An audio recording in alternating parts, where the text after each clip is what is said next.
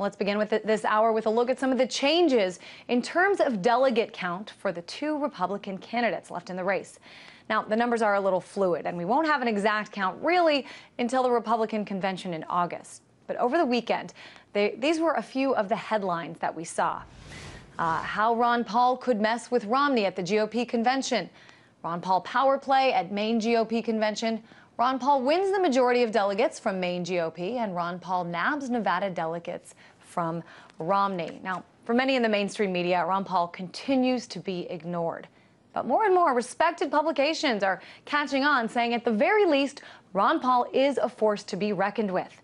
So let's talk about this. I've got Austin Petersen, Director of Interactive Media of Freedom Works here. Austin, talk about this. I mean, on one hand, Ron Paul has said this is his strategy from day one. Keep it grassroots, take advantage of some of these, arcane delegate selection rules and make this work for him. What's going on here? Well, we started this campaign for liberty back in 2008, really, and we understand that the democratic process works in a very complex manner. These rules are very arcane. So we were very inexperienced in 2008 with the takeover of the GOP, so we were unsuccessful. But at the time, we were able to take over some leadership positions in the GOP at the time, which has given us power in this election. Because the thing that only matters is the selection of delegates. Much of the straw polls that you saw, which gave Santorum or Romney a victory, really didn't mean anything, because what mattered was that you stayed to become an elector. The Electoral College is the system that the Founding Fathers gave the Americans, and once we started to master the Electoral College process, the Ron Paul delegates have been able to successfully start to take over these parties because they've put themselves in leadership roles. We saw Maine and Nevada over the weekend. Also Iowa. So interesting, Iowa, because first Romney won Iowa, then Santorum won, and now we're seeing that Ron Paul, in fact, has the most delegates from that state. Right. Well, they say Mitt Romney won or Rick Santorum won, but what did they win? They won a straw poll. When the straw poll is over at night, they say, okay, everybody can go home. But what happens after that is that they say, okay, now we're going to just elect some delegates. And if you don't know the rules, then you might just go home. So what happened was Romney supporters went home. Santorum supporters went home. Ron Paul supporters stayed, and that's how they took the delegates. And we're not sitting here, at least I'm not sitting here, and trying to make the case that Mitt Romney probably won't become the Republican nominee. But I do want to put up a map just to take a look at what it's looking like so far. These are the states that Ron Paul has won, the ones in red that you see there. It looks like about 11 of them. And in some ways, this doesn't look like an election that's all over. This strategy, again, this is not a secret that Ron Paul's people have been using, focusing on the delegate tally. Do you think some people are surprised when they look at this map? They're surprised, but if they're watching television, they can't be surprised because the mainstream media is mostly not reporting on what's happening in this. It's also very complex. It's difficult to understand. Ron Paul supporters want a win. We're pushing for number one. We want to take the presidency. We want to take the White House. We want to restore the republic. That's the big goal.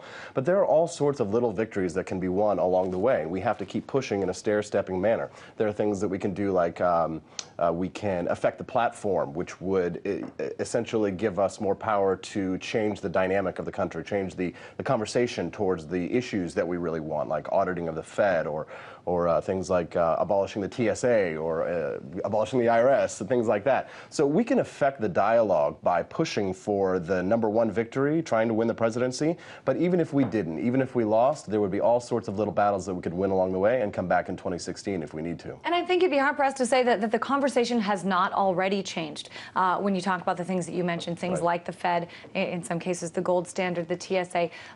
There are many sort of mainstream or more mainstream conservatives getting on board, starting to adopt these arguments.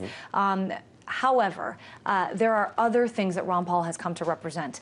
An end to the wars, a position that is not overly loving to Israel. These are things that I think a lot of conservatives just can't get on board with. You say the number one mission is to get him elected.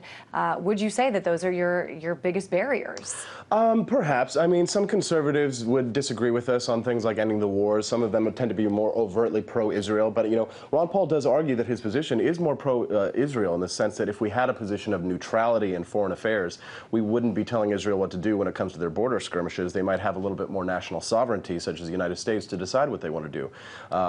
So when you talk about things like that, you know, some people can say that maybe his position is a little bit more pro-Israel rather than sort of anti-Israel. But things like ending the wars, which wars? You know, there's so many wars going on. You know, not all conservatives support all the wars. You know, some wars are Democrat wars. The war in Libya, for example, that was Obama who started the NATO bombing with France and Britain to unseat Gaddafi. That was a However, Democrat you war. had some of the most well-known hardcore Republicans, Lindsey Graham, John McCain, saying Libya should have lasted longer and been more hardcore. Oh, sure, absolutely. But you also had some hardcore Tea Party Republicans like Michelle Bachmann come out, who you would say might be pro-war in certain cases, come out against the Obama administration for this because they did not seek authorization of Congress, and it was totally unconstitutional. Very true. I want to get to your reaction, Austin, to the people who say that the only reason that Ron Paul is doing this is A, staying in the race, B, continuing to campaign, is for his son, that he wants to get his son, now Kentucky Republican Senator Rand Paul, eventually in a spot where he might run for president in 4 years or 8 years. What's your reaction to this? I mean, it might be, but that just doesn't sound like Ron Paul to be so singularly focused on something like that. I think Ron Paul is more the type of person who wants to carry the torch.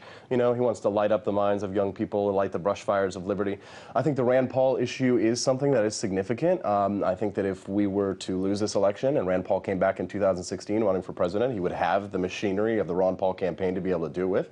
I think that would be really exciting and interesting, and probably Ron thinks about that too, but he's not the type of person to really predict the future. He's really a very pragmatic person. As much as they say he's, you know, this ideologue who, you know, lives in this fantasy world, he really does make very practical steps to advance his cause. And so if he was thinking about something like advancing the cause of Senator Rand Paul or something like that, then it's probably more on the side issues of his mind, something that he would hope for, but not necessarily know that it's going to happen. Let's look ahead to the Republican National Convention. Again, Ron Paul, the only other person still in this race. And a lot of people are asking, first of all, we haven't seen, in the same ways that we saw Newt Gingrich and Rick Santorum really come down hard on Mitt Romney, we haven't seen Ron Paul do that. There's a lot of talk in some of the inner circles that, you know, these guys are buddies. They get along. A lot of people are wondering, what is it that Ron Paul wants from Romney in exchange for either his delegates or his endorsement?